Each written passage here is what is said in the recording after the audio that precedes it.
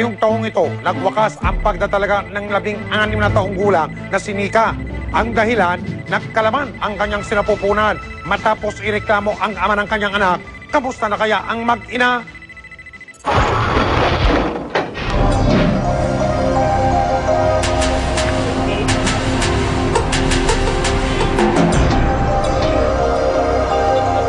Ang 16 na taong gulang na si Nika, hindi niya tunay na pangalan. May hindi raw maikumpisal sa kanyang pamilya.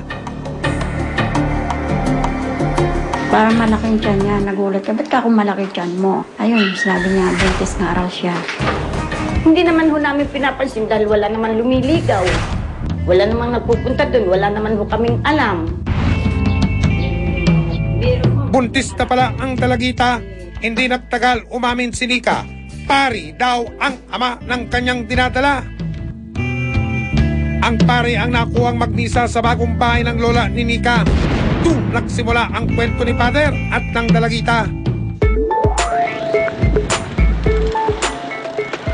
Makaraan ng 4 na araw, pinapunta raw ni Father si Nika sa simbahan. Nung hahalikan niya ako, umiwas ako nung una.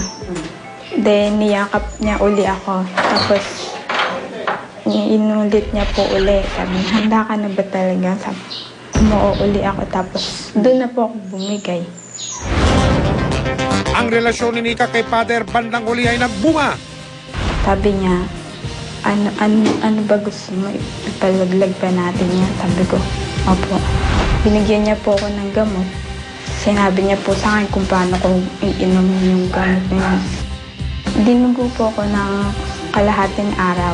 Sinabi ko po sa kanya yun, akala niya din po, nalaglag na din. Komportable na kami. Inaantay ko pa rin yung magkamens ako. 3 buwan na hindi pa rin ako nagkakaroon. Enero ng taong ito, isinilang ni Nika ang sanggol na tatawagin nating si Baby Jane. Abnormality lang na very prominent sa kanya is yung size ng ulo po niya. Tinatawag nating hydrocephalus. Yun po yung tinatawag nating nagkakaroon ng increase o yung tubig po ng ulo ng bata ay dumadami. Malaki raw ang posibilidad na epekto ito ng pampalaglag na ininom ni Nika nung unang buwan ng pambubuntis niya. Ang itinuturo ni Nika na ama ng kanyang anak, 13 taon ng pari sa simbahang Aglipay.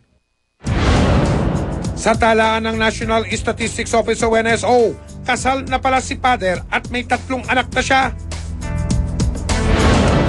Dahil sa pagpapainom ng gamot at kangkang pagpapalaglag kay Baby Jane, sinampahan ng pari ng kasong paglabag sa Republic Act 7610 o ang Child Abuse Law at Intentional Abortion.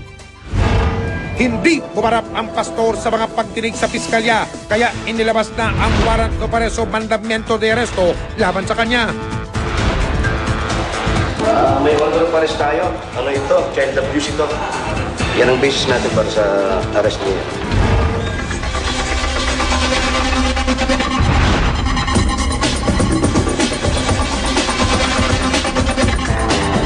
Ako yung lola na inano mo. Kayo para na mamukhaan ko. Sa galit ng ina ni Nika, hindi na siya nakapagpigil pa.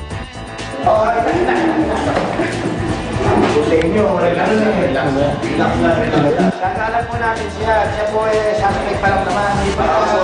Nakakasuhan kayo. Ayon kay Father, hindi raw niya balak takasan ang pagdinig sa piskalya. Sino naman po ako para hindi sino naman po ang di haharap kung may supuena? Eh, ang wala nga po ako nare-receive. Kasi kung may na-receive po ako, hindi naaabot sa ganito. Tignan mo ginawa mo, oh. Sa mukha mo. Dahil sa gamot na pinainom mo, pati bata, dinamay mo, oh. Kapal ng mukha mo. Tama, oh. Pagmamukha mo, oh. Hindi makakaila, oh. Yung uso mo, tsaka yung noon niya, oh. Yung, oh. Ang mukha mo. Oh, papatayin mo, anak mo, papatayin mo. Yung abogado na lang. Makaraan ng 10 buwan, kinamusta namin ang mag-ina. Laking pasasalamat ni Nika sa investigador at sa kapwa ko mahal ko dahil nabigyan siya at si Baby Jane ng maagang regalo ngayong Pasko. Ang nagawa dyan ay nalagyan siya ng VP-shunt at lumiit na yung ulo at maaari na siyang ma-extend yung quality of life niya na hindi na siya mabubulag at hindi niya ikamamatay. Pasasalamat din kami kasi kahit pa paano, natulungan kami na maipa-opera siya. Hindi na lumalaki yung ulo niya, hindi na katulad noon na malaki na yung mata niya na babanat ngayon, parang normal na siyang tingnan. Bakas sa mga kilos at pananalita ni Nika, nalimot na niya ang pait ng naranasan niya.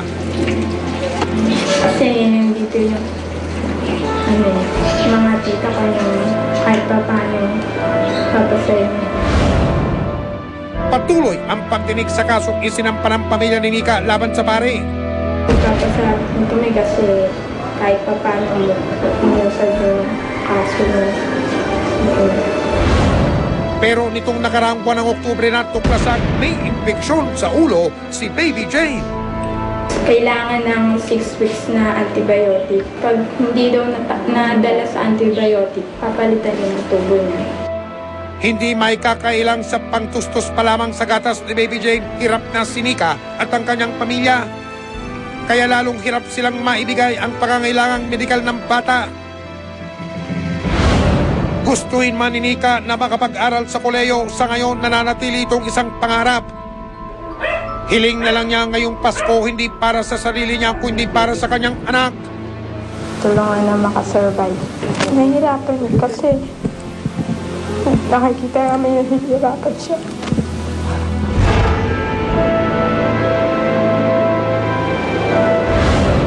Nitong nakaraang Huwebes, kasama ang pamilya ni Baby Jane, ipinasuri namin siya sa isang espesyalista. Kailangan ng cranial CT scan, plain with contrast, para malaman natin kung kailangan na natin i-shunt ulit siya or functional pa ba yung shunt niya kasi previously na VP shunt yung patient. At para sa unang Pasko ni Baby Jane, may matatanggap siyang munting aginaldo. Bukod sa mga gamit at gatas, inihanda namin ang mga kakailanganing gamot para sa patuloy na paggaling ng bata. Gusto naming tulungan si Nika na harapin ang hamon ng bukas na may pag-asa kasama si Baby Jane. Nabaltaan po dahil namin yung nangyari sa anak niyo. Kaya po bilang tulong din po namin kasama ng GMA7, bibigyan po namin ng scholarship sa STA College Balagtas po para magpatuloy po siya ng pag-aaral. Good. At para malibang, namasyal ang mag-ina sa Manila Ocean Park. Pansamantalang nakalimutan ni Nika ang hirap ng pagiging batang ina.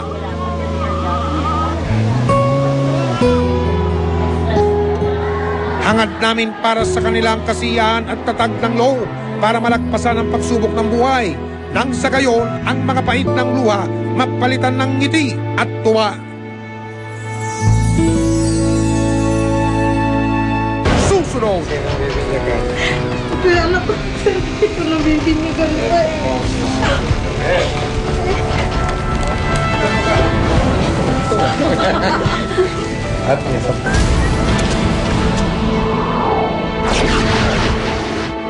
Paskong Pasko na dito